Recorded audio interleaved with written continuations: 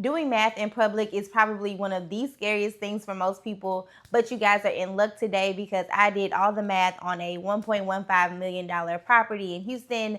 I ran all of the numbers on it, and we're gonna go through each of them and talk about what these numbers mean, and some of them may actually surprise you because this is an actual live listing that is on the market right now. So stay tuned for more. And if you're new here, my name is Lexi Sims. I'm a commercial real estate advisor based out of Houston, Texas.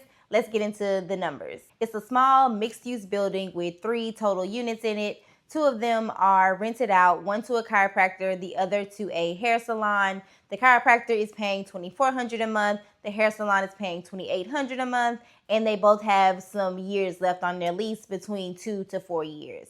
So the vacant space is 1,800 square feet, and if it was leased out, it would lease for about $3,000 a month. And then I also got the info on the expenses from the seller, and they told me that that one was $22,000 a year for operating expenses. So before we dive into the individual numbers, I have an entire video on each of these numbers, what they mean and what the formulas are and how to calculate them. So make sure you check out that video as well once you finish up with this one. But we're gonna start off with the GRM, that is the gross rent multiplier. And the formula for that is gonna be the purchase price divided by the gross annual rents. And ideally, a target for that is going to be somewhere around 12. And if it's above or below that, that'll give you an indication as to whether or not that price is too high or low, which is also a good thing for you. And so today we're going to run the GRM at the current occupancy where the hair salon and the chiropractor are occupying. And then we're also going to run it in a scenario where all 3 units are occupied using that $3,000 a month number. So at current occupancy, the gross rent is $62,400. And so that is just the $2,400 from the hair salon, the $2,800 from the chiropractor, and then multiplying that by 12 to give you the gross annual rent amounts. For the full occupancy, we'll take that $62,400 and add in $3,000 a month times 12 for that vacant unit, and that gives us $98,400. So now we have our asking price and we have our annual gross rents, so we can calculate the GRM for the current and the full occupancy levels. So current occupancy GRM is going to be 1.5 million divided by the 62,400, and that gives you 18.4.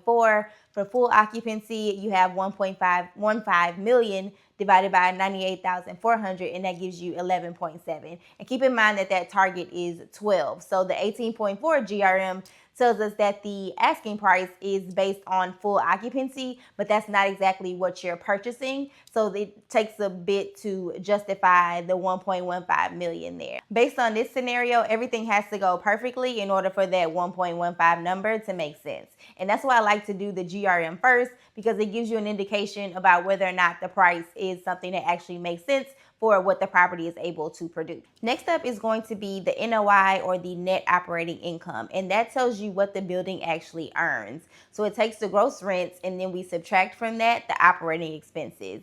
And if you recall, the operating expenses that we got from the seller were $22,000, but that is at the current occupancy of just the 2 units.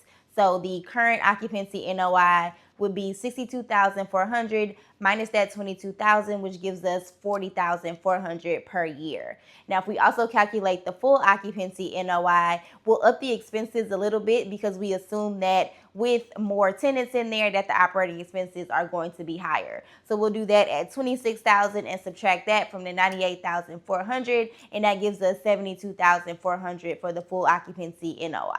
So if you were to purchase at the asking price of $1.15 million with the current occupancy, and let's say it takes you 12 months to fill that unit, right, the vacant one, and that's not uncommon for a commercial property for it to take that long. So say it takes you an entire year to do that, that's $32,000 in income that you paid for, but you haven't actually received in rent. And that's why having that estimate of the operating expenses from the seller or the owner is very critical, because it shows you what you can potentially be earning and then relate that back to the asking price as well. Cap rate is one of those terms that people like to throw around a lot in commercial real estate, but cap rates mean nothing without comps to compare them to.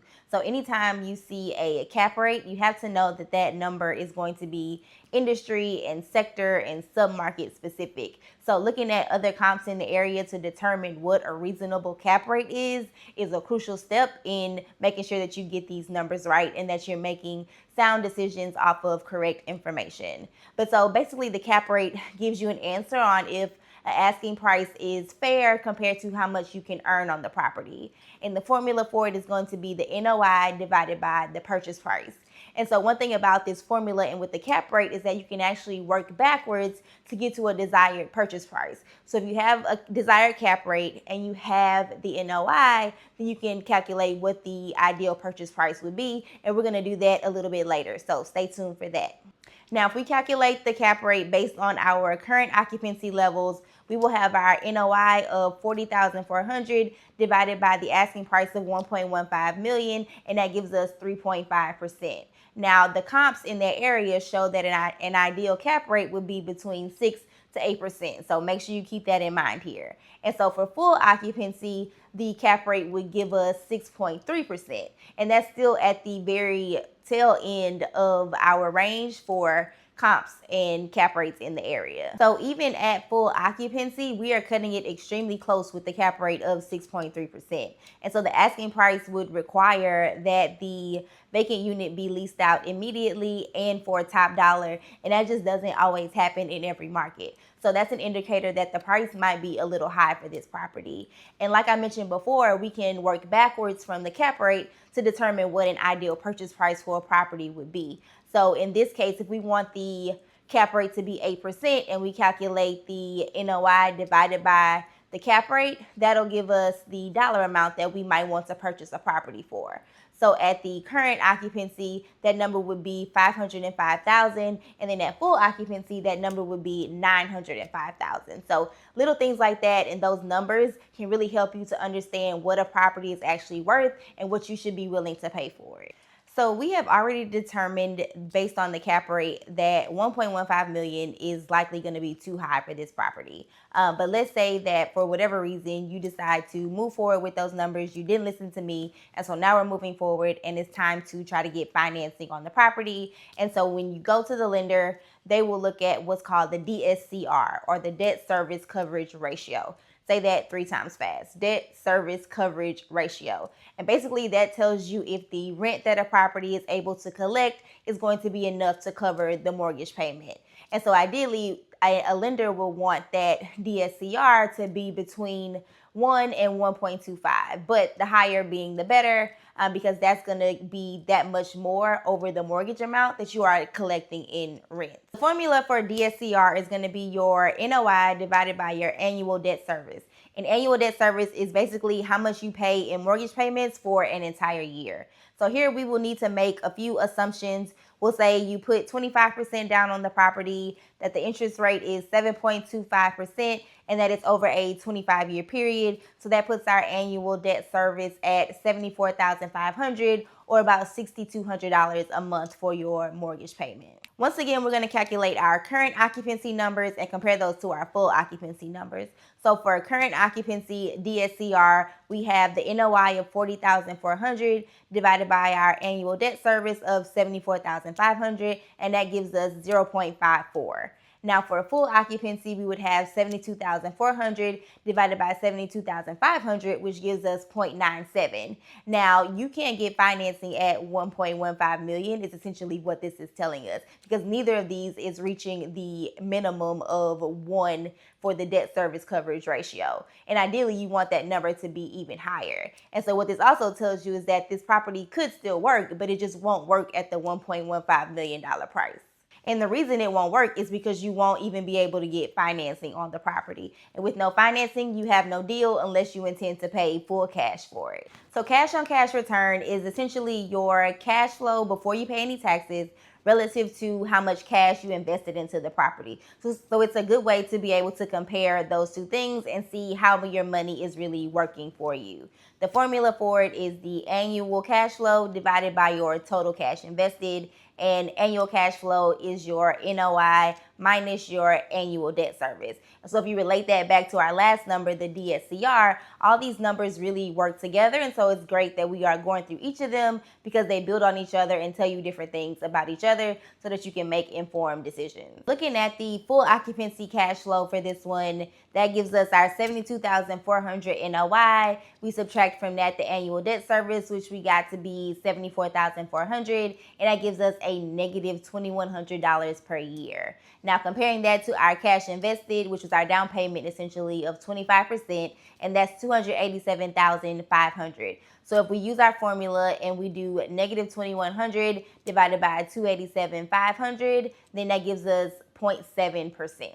People like to assume that a fully leased out property means that the math works on it, right? But we just proved that completely wrong. And just because you can afford something doesn't mean that you should be willing to pay that on it. And so working through these numbers really helps to justify why a number or a price is or isn't something that's going to work for you. And that's also leverage when you go to negotiate the price and you're able to say, hey, I ran these numbers, this is what I got back, and so this is what makes sense for me based on the data that is available. So rounding out some of our math here, if we were to negotiate that price down to $875,000, that makes our down payment about $219,000. So we're already saving money there, and our annual debt service is now $56,500. So that puts our DSCR at full capacity at about 1.28. Now that's something that you can take to a lender and expect to get approved for. So at full occupancy, the cash on cash for this is 7.3%. And that's something that you can really work with. So in 10 years, if you paid that $875,000 price, now you have paid down some of that mortgage that was due, the property has appreciated, the building is generating income, and all is right in the world. But if you had paid $1.15 million for this property, you were never even able to get financing for it. And so the moral of the story here is that the amount that somebody is asking for the property really gives you nothing concrete. The concrete information comes from the 5 numbers that we just ran. So you want to make sure that you do that every single time to make sure that you're making a solid decision. So now that we have done all the numbers, done all the math, the next question is, how do I finance it? And I actually have a video on that, so I will link it here so that you can watch that one. And so if you have a property that you are looking at, thinking about, that you've been kind of eyeing, but you're not sure whether or not it is a good deal or whether or not the asking price is fair, you should book a one-on-one call with me. We would go through all the numbers on the property, talk about what the numbers mean, and then come up with a plan of action for you on that property. So there's a link in the description to be able to do that. My name is Lexi Sims. I'm a commercial real estate advisor here in Houston, Texas. Make sure you like and subscribe, and I'll see you guys in the next video.